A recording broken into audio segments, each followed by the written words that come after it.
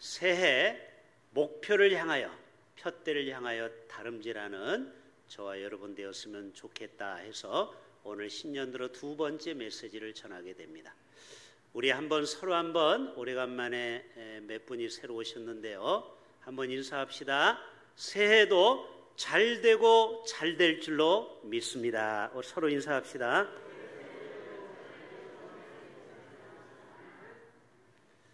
그래요. 몇 분은 정말 오래간만에 얼굴을 뵀습니다. 참으로 감사합니다.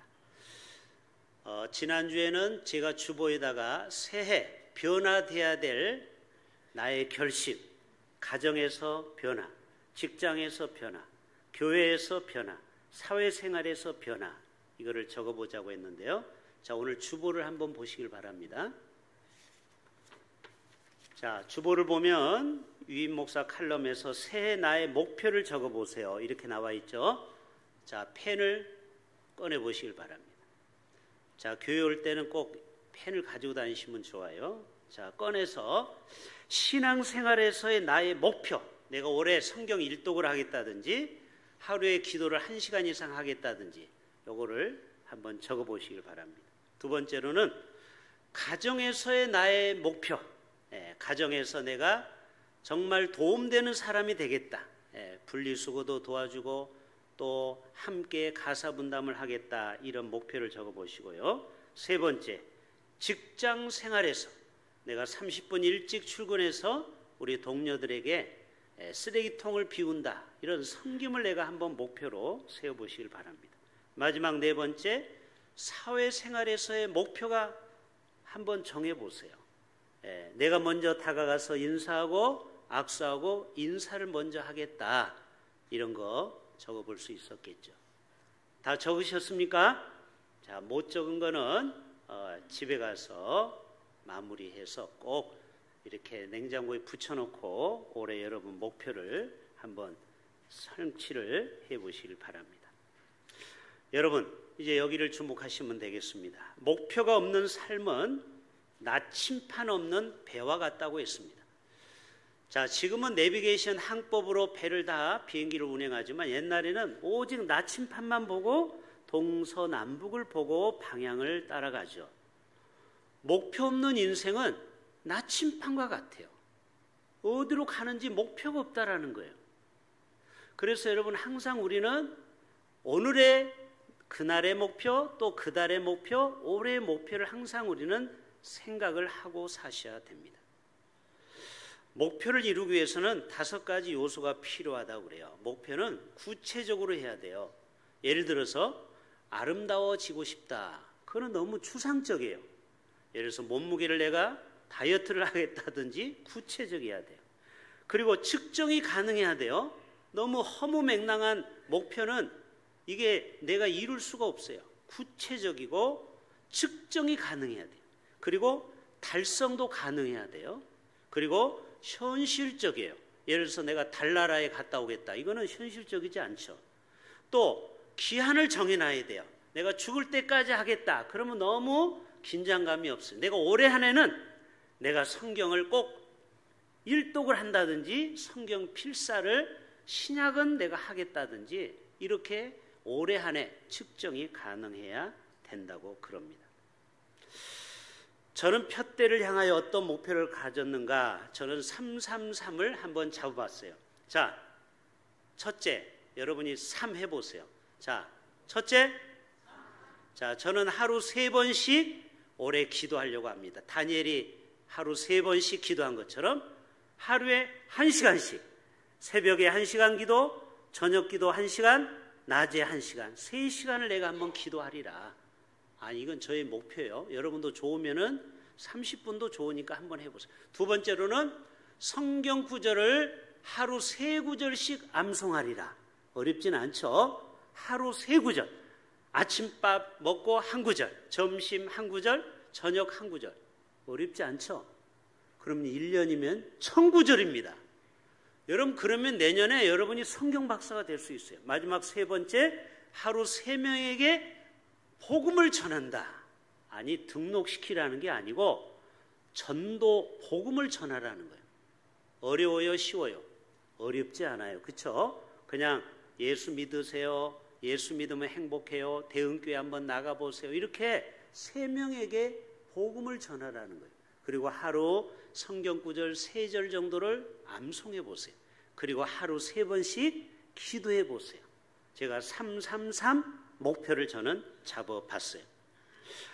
그리고 여러분이 목표가 가장 고상한 목표가 무엇일까요? 아니, 다른 목표는 1년 이루면 끝나고 또 수정해야 되는데 이거는 영원히 우리가 변치 않는 목표를 세울 수 있어요. 가장 고상하고 거룩한 목표예요. 일부 예배 오신 분들 알죠? 누구 닮기 원합니다? 그렇죠. 예수 닮기 원한다. 이거를 일평생 목표로 삼아도 참 좋을 것 같아요. 그래서 우리 찬송가에 보면 예수 닮기 원합니다. 그 다음에 진심으로 예수 닮기 원합니다. 진심으로. 너무 간단해요. 후렴 구절이 뭔지 아세요? 진심으로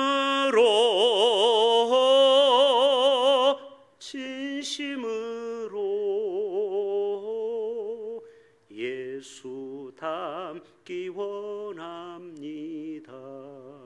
진심으로. 너무 간단하죠? 계속 진심으로 누구를 닮기 원합니다? 예수 닮기를 원합니다. 여러분 어렸을 때 그런 얘기 들어봤죠? 이 시집 와서 시어머니를 너무 미워하니까 애를 낳는데 누구를 닮았어요? 시어머니를 닮아요. 여러분 자꾸 누구를 깊이 묵상하면요, 자기도 모르게 그 사람 같은 사람이 되는 거예요. 근데 예수님 닮기 원합니다. 예수님의 인격, 예수님의 품성, 그렇게 사도 바울이 고백한 거예요. 나는 예수 닮는 것을 일평생 표대로 삼겠다. 여러분 어렸을 때 자전거 다 타보신 분, 자, 혹시 우리 중에 아직도 자전거를 난 탈 줄 모른다 이러면 손 들어보세요. 제가 가르쳐 드릴게요. 아이고, 우리 권사님 몇 분이 손 들었어요. 온천천에 가면요 1시간이면 제가 가르쳐 드릴게요. 자, 2가지만 기억하면 돼요. 첫째, 페달에 발을 절대 떼면 안 돼요. 계속 밟으면 계속 앞으로 가. 2번째로는 멀리 보셔야 돼요. 푯대를. 그래서 저 나무나 전보산대를 목표로 잡으면요 절대 안 넘어져요. 여러분 목표는 너무 근시안적으로 짧게 잡으면 안 돼요. 멀리 바라보는, 예수 닮기 원합니다. 예수님의 인격을 닮기 원합니다. 물론 여러분이 올해 목표, 여러분의 가계가 연 1년에 얼마 이상, 또 가정의 목표는 다 수치적으로 다를 수 있겠죠. 여러분 오늘 이 빌립보서는 누가 성경을 썼죠? 사도 바울이 감옥에서 앳빌 골빌 4권을 썼어요. 이 당시에 책을 쓴 때가 AD 60년 경이에요. 그러니까 지금부터 약 2000년 전이죠. 그런데 몇 년에 죽었어요? 67년 6월 29일 날 사도 바울이 순교를 당합니다. 로마에 가서 목이 베어. 그래서 우리 총회에서 순교주의를 언제로 정해요? 6월 넷째 주에 정하는 거예요. 그 초점이 어디에 맞췄어요? 사도 바울이 죽은 날. 정확한 날짜가 나와 있어요. 언제라고요? AD 67년 6월 29일. 그가 언제 예수를 믿었을까요? AD 34년에 예수를 믿었어요. 33년에 예수는 십자가에 못 박혀 돌아가셨어요. 맞지요? 아니, 예수님이 공생애를 30년 또는 어떤 학자는 33년 이렇게 보고 있어요. 자, 그리고 나서 AD 34년에 사도 바울이 예수 믿는 사람을 핍박하고 막 잡아 죽이었는데 앞장섰잖아요. 그러다가 하늘에서 음성을 듣고 예수를 믿은 때가 AD 34년이에요. 그리고 67년에 죽었으니까 총 몇 년을 예수 믿었어요? 33년을 오직 푯대를 향해서 복음을 전하다가 약 2만 킬로를 복음을 전했어요. 자, 사도 바울은 몇 킬로를 이동하면서 복음 전했다고요? 좀 크게 얘기해봐요. 몇 킬로? 자, 여러분은 예수 믿으라고 복음 전하는데 얼마나 다녔어요? 저는 사도 바울과 감히 견줄 수는 없지만 200km는 복음을 전했더라고요. 자, 제가 대학 때 저 제주도에 가서 일주일 동안 거지 전도를 했어요. 그래서 그때 50km를 걸어다니면서 복음을 전했어요. 거지 전도 알아요? 밥 안 줘요. 밥 주면은 먹고 안 주면 굶고 이러면서 일주일 동안 전도했어요. 우리가 육지어부라는 전도팀이. 그리고 제가 저 팔라우라는 섬에 가서 40일 동안 복음을 전했어요. 그런데 걷는 거는 많지 않아요. 주로 배로 이동해서. 계산해 보니까 한 40km 제가 걸어서 복음을 전했어요. 40일 동안. 요나처럼. 그리고 인도네시아도 가고 일본도 가고 말레이시아도 가고 그리고 대만도 가서 복음을 전했어요. 다 합쳐도 200km가 안 되더라고요. 그런데 사도 바울은 몇 킬로를 걸었다고요? 2만 킬로를 목표를 향해서 오직 복음을 위해서 살아갔다라는 거예요. 사도 바울은요, 예수님처럼 복음을 전하다 핍박을 당하고요, 또 강도 위험을 당하고요, 또 여러 가지 파도에 또 여러 가지 매를 사루는 9대 40의 감한매를 5번이나 맞고 수많은 고통을 받았지만 그는 끝까지 푯대를 향해서 변치 않았어요.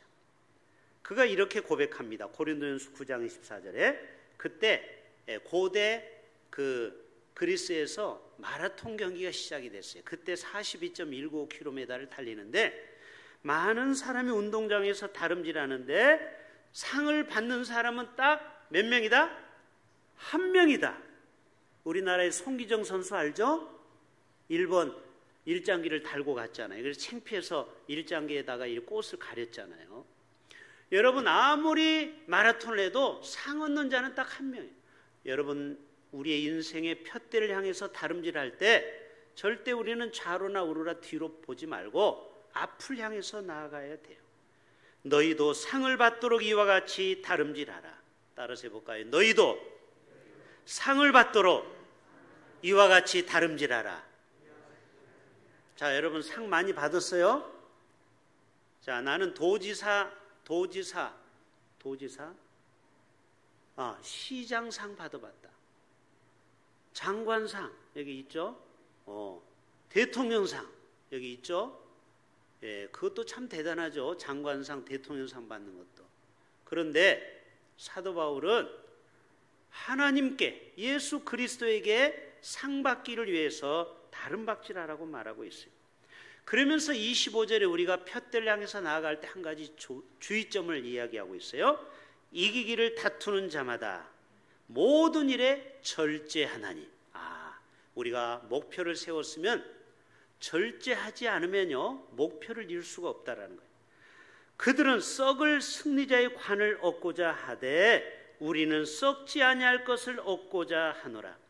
자, 대통령 그 5년밖에 못 해먹는 건데 서로 대통령 하겠다고 난리죠. 국회의원 배지 그 5년 한 번 다는 건데 얼마나 많은 사람이 땅 파고 집 팔고 국회의원이 되려고 합니까? 우리 주위에도 국회의원 4번 떨어져 가지고 집안이 폭삭 망한 사람 한두 명이 아니에요. 여러분 인간들은 어떤 목표를 갖고 푯대를 갖고 가지만 이거는 부질없는 푯대예요. 자, 여러분 미국에서 지금 LA에서 지금 산불이 나가지고 이 도시가 홀랑 탄 거 알고 계십니까? 지금 여러분 우리나라만 걱정하지 말고 미국도 걱정 좀 해주세요. 이번에 불 나가지고 무려 70조 원의 피해를 입었어요. 여의도 면적의 수십 배가 탔어요. 생각해 보세요. 미국은 대단한 나라죠. LA 정말 모든 사람이 불우한 최첨단의 도시에 살고 있지만 보세요. 그 휘황찬란한 건물 조명 그 작은 불씨 하나로 온 도시가 다 불타버렸어요. 여러분 이 땅의 푯대는요 이만큼 허무한 것입니다. 거기에는 수많은 재산, 집을 짓고 많은 건물이 불에 타서 한순간에 없어졌어요. 그래서 우리 예수 믿는 사람은 푯대를 이 땅의 것에 잡는 것이 아니고 영원한 영적인 천국의 소망을 두는 푯대가 우리에게도 필요한 줄로 믿습니다. 사도 바울은 이렇게 고백해요. 나는 다름질하기를 향방 없는 자 같이 아니하고. 자, 다름질하는데 눈을 붕대를 감고 안대를 감고 달리게 해보셨어요? 어디로 가요? 그 자리에서 뱅뱅뱅 돌아요. 그렇죠? 안 보이니까 푯대 없이 아무리 달려가 보세요. 그거는 의미가 없어요. 눈을 크게 뜨고 부릅뜨고 목표를 정했으면 거기를 향해서 나아가야 돼요. 너희는 향방 없는 자 같이 아니하고 싸우기를 허공을 치는 것 같지 아니하며. 싸움을 앞에 있는 대적하고 싸우지 않고 혼자 허공에다 대고 아무리 칼을 휘둘러 보세요. 이거는 무의미한 거예요. 내가 내 몸을 쳐 복종하게 하면 내가 남에게 전파된 후에 자신이 도리어 버림을 당할까 두려워함이로다. 그래서 사도 바울은 자신을 영성을 위해서도 늘 기도했던 사람이에요. 여러분, 우리가 왜 푯대가 필요한지 아십니까? 사람이 목표가 있어야 눈동자에 생기가 도는 거예요. 자, 옆에 있는 사람 눈을 보세요. 눈이 살아 있습니까? 아니면 죽은 동태 눈입니까? 자, 보세요. 살아 있어요? 예, 살아 있어야죠. 여러분, 동태 눈 보셨어요? 그래요. 우리는 목표가 있어야 눈빛이 반짝반짝. 그런데 애석하게도 여기 청년들 한번 물어보세요. 꿈이 있느냐? 100명 중에 99명은 없어요. 왜 살아가는지 이유가 없어요. 그냥 사는 겁니다. 너무너무 안타까운 거예요. 이 젊은이들이 꿈이 없고 목표가 없어요. 그래서 중고 청년부들한테 꿈을 적으라고 했더니 세상에 48%가 무슨 꿈을 얘기하는지 아세요? 딱 두 가지예요. 연예인 되는 거, 유명한 스포츠 스타 되는 거. 그러니까 손흥민하고 그 다음에 임영웅 같은 트롯 가수가 되는 게 꿈이래요. 여러분, 그런 사람은 5천만 명 중에 한 명밖에 안 나와요. 맞죠? 다 손흥민이 되면은 뭐 세상에 얼마나 좋겠어요. 근데 그런 특별한 재주 가진 사람은 우리나라 5천만 명 중에 한 명이 한 명. 로또 맞는 것보다 어려운 거예요. 그런데 애들이 거의 절반이 허무맹랑한 푯대를 가지고 있는 거예요. 여러분, 주위에서 연예인 된다고 하면 말리시길 바랍니다. 안 말릴 거예요? 여러분, 그 연예인 되고 뭐 유명한 스포츠 스타 되는 거는 몇만 명 중에 한 명이 될까 말까예요. 지금도 여러분 야구도 축구도 저 3류 4류 이름 없는 데 가서 월급 200만 원 받고 있는 선수가 99%예요. 국대가 되려면요 정말 탁월한 선수만이 국가대표가 되는 거예요. 아니, 제 말이 맞아요, 틀려요? 그런데 젊은이들이 그런 허무맹랑한 푯대를 갖고 산다라는 거예요. 여러분, 우리의 푯대는 그런 식의 푯대가 되면 안 돼요. 내가 할 수 있는 목표가 있잖아요. 내가 교사가 된다, 내가 훌륭한 정치가가 된다, CEO가 된다. 그런 거는 좋죠. 내가 100교회를 세우리라, 내가 선교지에 나가서 10교회를 개척하리라. 여러분, 그런 고상한 목표가 우리에게 필요한 거지, 내가 10억을 모으리라, 내가 뭐 좋은 차를 사리라. 여러분, 이거는 목표 푯대라기보다 그냥 그는 취미에 불과한 것입니다. 제가 우리 교회 와서 연제구의 1.5%의 복음화를 외쳤죠. 제가 왜 3,000명의 예배자를 달라고 해요? 제가 폼나는 교회에서 목회해서 제 이름을 날리고 싶어서요? 아니요. 지금 우리 교회는 13군데를 돕고 있습니다. 국내 해외에. 그런데 우리가 3,000명이 교회가 모이면 어떻게 되는지 아세요? 1년 예산이 300억이 넘어요. 그러면은 300교회를 도울 수 있는 거예요. 할렐루야. 여러분, 13교회를 돕다가 천국 갈래요? 300군데를 국내 해외를 돕다가 천국 갈래요? 후자겠죠. 그래서 우리는 푯대가 필요한 거예요. 우리 교회가 부흥되는 이유가 거기 있는 거예요. 우리가 뭐 큰 교회라고 의시되려고 예배자 3,000명 모이는 예배를 원하는 게 아니고, 우리 교회가 힘이 있어야, 예산이 있어야 어려운 교회를 돕고 선교지를 섬길 수 있는 것 아니겠습니까? 아멘? 우리는 그런 거룩한 푯대를 갖자라는 거예요. 저의 폐에 목회의 푯대가 있어요. 따라서 합시다. 하나님을 기쁘시게. 제가 하나님을 하면 여러분 기쁘시게 하면 돼요. 예수님을 하면, 성령님을 하면 똑같아요. 자, 하나님을, 예수님을, 성령님을. 그게 누구라고요? 저의 골, 푯대라는 거예요. 저의 목회의 목표는 어떻게 하면 우리 교회가 하나님을 좀 기쁘시게 할까? 예수님을 기쁘시게 하는 교회가 될까? 어떻게 하면 성령님이 춤추는 교회가 될까? 여러분, 그러면요, 교회는 저절로 부흥되게 될 줄로 믿습니다. 여러분, 사도 바울은요, 복음을 위해서 끝까지 달려간다라고 말하고 있어요. 푯대를 향하여 상을 위하여 달려가노라. 14절에 그렇게 나와 있죠. 여러분, 우리는 무엇인가 이뤘다라고 중간에 자만하고 교만하면 안 돼요. 여러분, 세 가지를 우리는 바울에게 배워야 돼요. 따라서 합시다. 현재 안주하지 맙시다. 과거에 집착하지 맙시다.